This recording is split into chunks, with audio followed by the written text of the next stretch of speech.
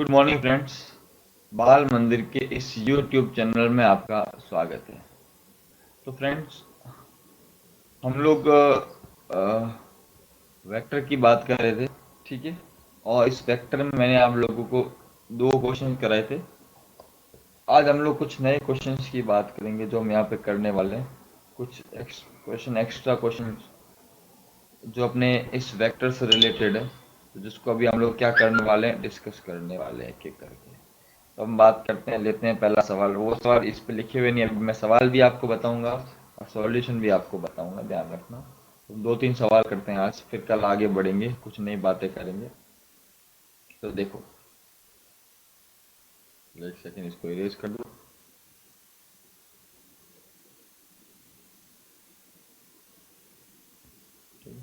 बहुत बहुत सारी बातें करेंगे हम लोग, यहाँ खाली पेज अपना, ठीक है। लेते हैं अपना क्वेश्चन नंबर फर्स्ट, ठीक है। क्या क्वेश्चन है अपना, देख लो। सवाल है कि दो बल, ठीक है, जो 3:5 में है, ठीक है। दो बल जिनके जिनके परिमाण का अनुपात परिमाण का अनुपात 3:5 है, तथा परिणामी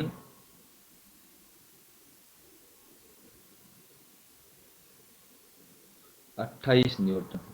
कितना है? 28 न्यूटन। दोनों बलों के मध्य दोनों बलों के मध्य का कोण 60 डिग्री हो, तो प्रत्येक बल का परिमाण ज्ञात करो।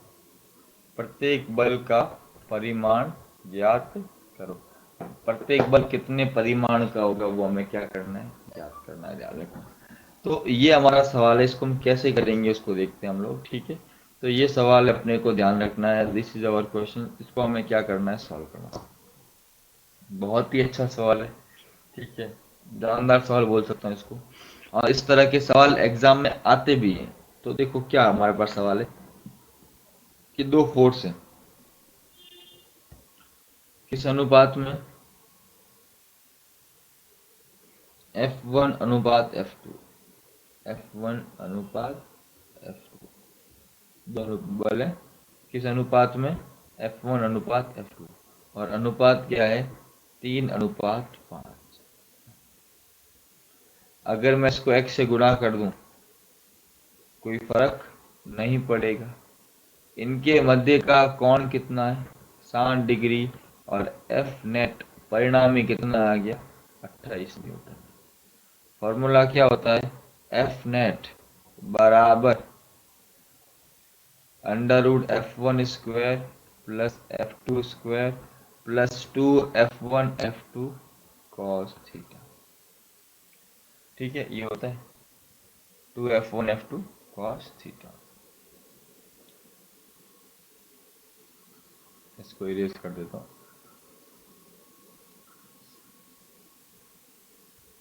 ठीक है।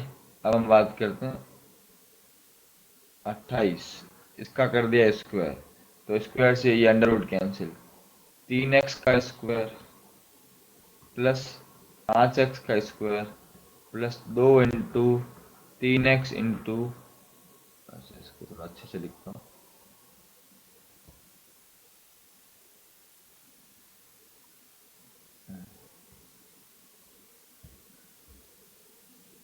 2 × 3x into 5x into cos 60। cos 60 का मान होता है 1/2। cos 60 कितना होता है, 1/2। अब 28 × 28 कितना होगा, हम लोग कर सकते हैं। 8 8 64, 8 लगी 6, 16 6 22 इंटू 56, 4 ये हो गया 8, 784, 9x², 25x², ये हो गया 5 × 15 = 30x² इंटू 1/2, कट गया 15 बार। तो कितना हो गया 784, 15 ये हो गया आपके 25 15 ये हो गया 49, 25 9 34 15 49, ले लिया वर्गमूल। वर्गमूल लिया तो इसका ये हमें वर्गमूल ही लेना था, इसका वर्गमूल आ गया 28, ये आ गया 7x। तो x बराबर क्या आ गया 28/7, कितना आ गया 4। तो F1 कितना हो गया, F1 हो गया 3 × 4 12 न्यूटन, और F2 कितना हो गया 5 × 4 कितना हो गया 20 न्यूटन। तो हमारे F1 F2 के आंसर कितने हैं, F1 आया 12 न्यूटन और F2 आया 20 न्यूटन। ये आपको आंसर क्या करना है, ध्यान रखना। तो बड़ा आसान है, हमें F1 F2 का अनुपात दिया था और उनको x से गुणा कर दिया, और हमें r दिया था और कोण ज्ञान था। तो बहुत आसान सवाल था जिसको हमने बहुत आसानी से हमने सॉल्व कर दिया। इसका आप बढ़िया तरीके से क्या करो, स्क्रीनशॉट ले लो ताकि आपको चीज समझ में आ जाए, ध्यान रखना।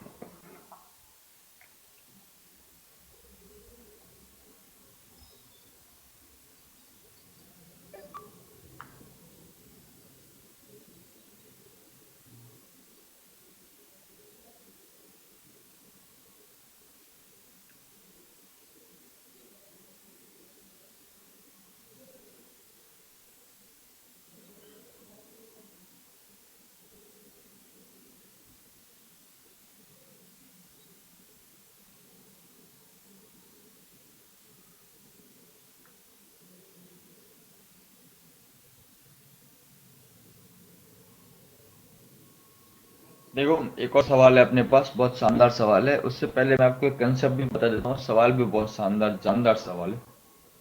देखो यहाँ पर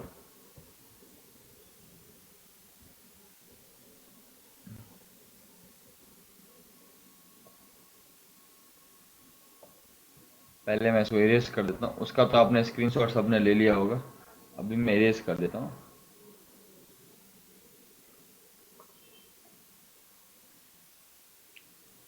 एक कंसेप्ट बता देता हूँ आपको, उसके बाद सवाल भी करेंगे। कंसेप्ट क्या है देखो,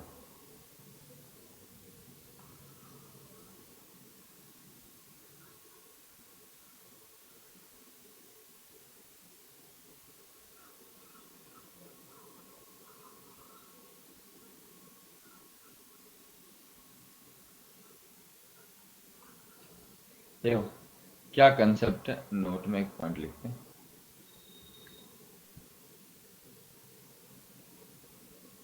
देखो दो फोर्स हैं, उनको मैं ऐड कर रहा हूँ, ए प्लस बी। पहली कंडीशन थीटा क्या हो 0, उस केस में आर मैक्सिमम क्या होता है, ए प्लस बी, बता चुका हूँ आपको। और थीटा क्या हो 180 है, उस केस में आर क्या होता है, मिनिमम क्या होता है, ए माइनस बी। इसका मतलब अगर मैं दो चीजों को ऐड करूंगा तो हमारा जो आंसर आएगा ना, वो ए माइनस बी से ए प्लस बी के क्या आएगा, बीच में आएगा। ये रेंज पता होनी चाहिए, इससे बाहर नहीं। क्योंकि मैक्सिमम क्या होगा, उनको जोड़ दो, मिनिमम क्या होगा, उनको सब्ट्रैक्ट कर दो। अब समझना, इसी कंसेप्ट पे एक क्वेश्चन भी अपने पास है, इसी सेम कंसेप्ट पे है। आपको सवाल ध्यान रखना है कि हमें क्या बोला हुआ है।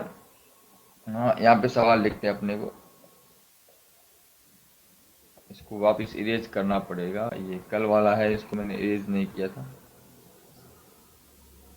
ये आई कैप जे कैप वाले क्वेश्चन भी बाद में करवाऊंगा, पहले अभी हम इस कंसेप्ट को पूरा करते हैं। सवाल क्या अपने पास,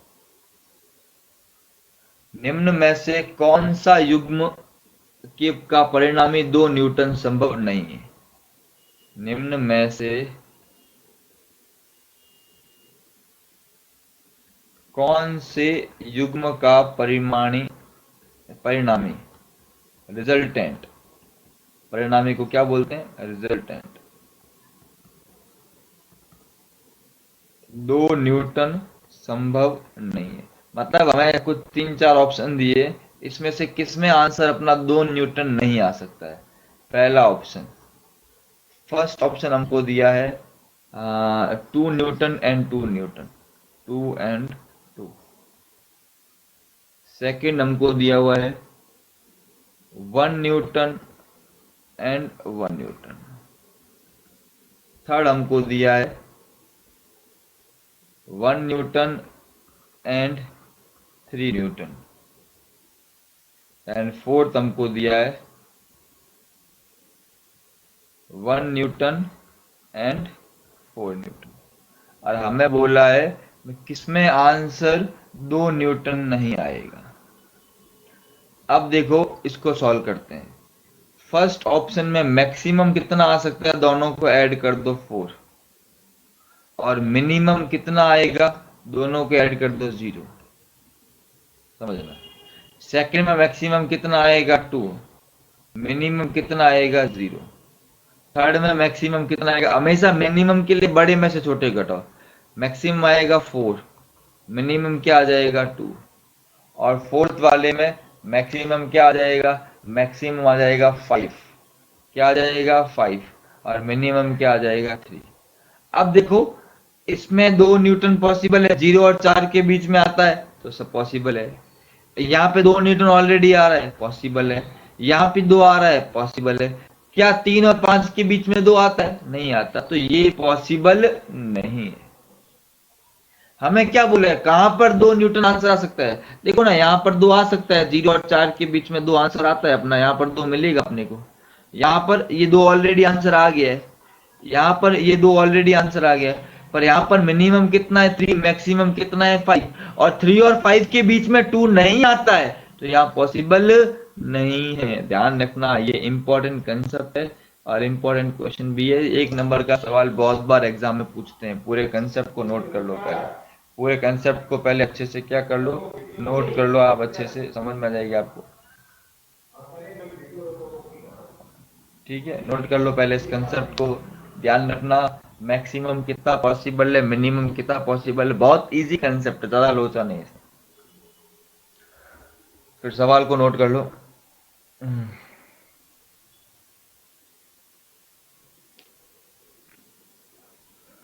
ठीक है, तो इतना रखिए आज के लिए। कल मैं और अच्छे सवाल लेके आऊंगा और नए सवाल लेके आऊंगा। आज के लिए मैं इतना ही करता हूँ, ठीक है ना। और 2-3 क्वेश्चंस की प्रैक्टिस हो गई।